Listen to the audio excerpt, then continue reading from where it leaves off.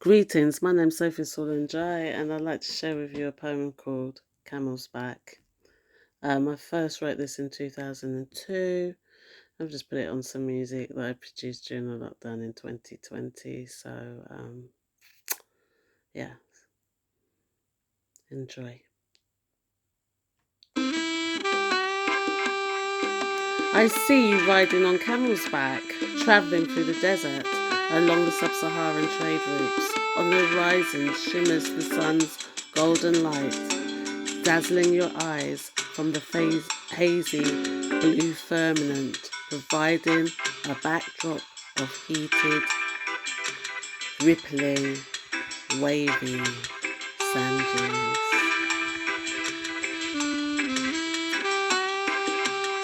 Testing the will and endurance of man by stretching his endurance, and whilst sipping cool water and quenching your thirst, then applying shea butter to moisten your chapped lips.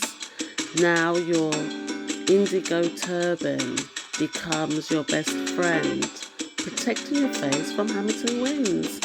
And as you ride along on camel's back through those ancient sub-Saharan trade routes that connects West Africa to North Africa, those camels' hooves step back in time, synchronizing with the other 79. Your camels join Mansa Musa's famous caravan of the 14th century.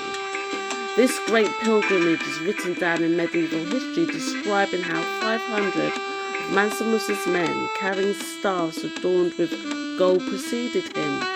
You now depart with his caravan from Nyani in Upper Niger River to Walata, today's Mauritania, and onto Twat, today's Algeria, before Mansa Musa makes his way to Mecca.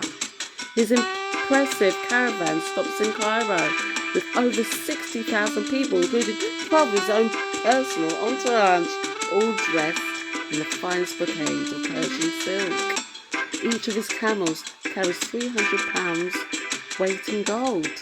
And as Mansa Musa demonstrates his altruistic piety, demonstrated by zakat, which means charity, by distributing his gold amongst Cairo's poor, his caravan becomes the talk of 14th century Cairo.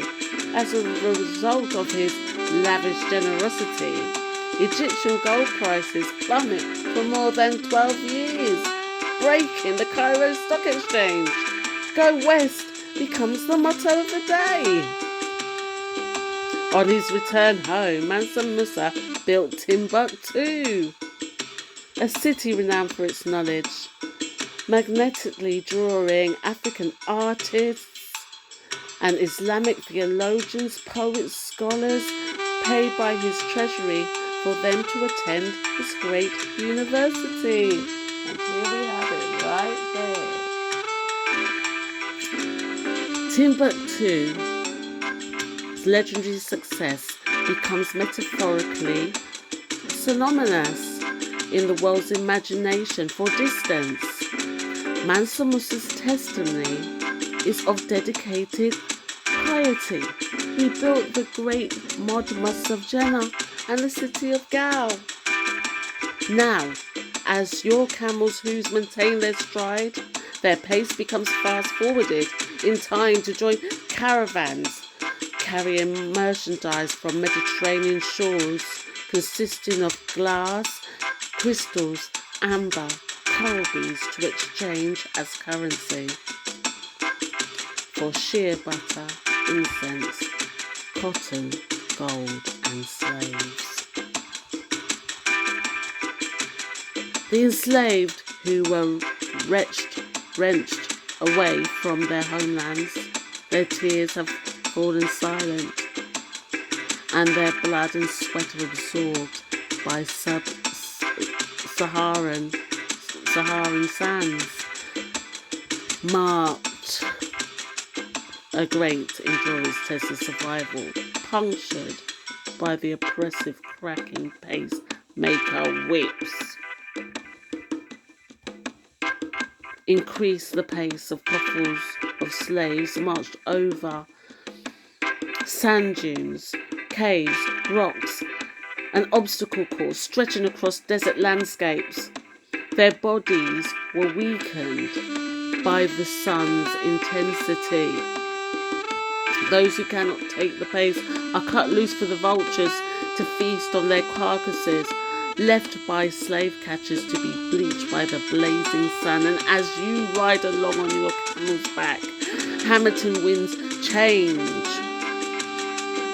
prompting the caravan to stop and seek shelter for the night.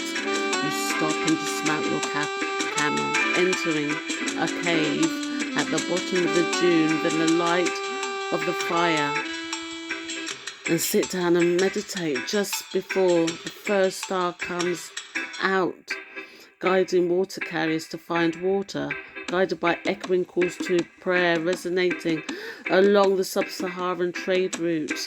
The great desert unlocks her doors of mystery to African antiquity, revealing the truth through desert sands of great epic adventures into distant lands, decorated with scattered cave paintings, reveals the truth of Africa's prehistoric trade routes.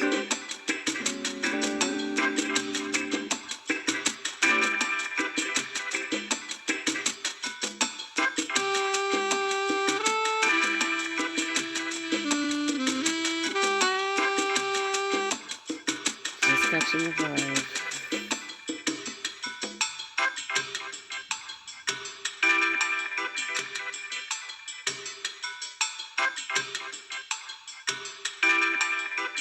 And thank you for listening.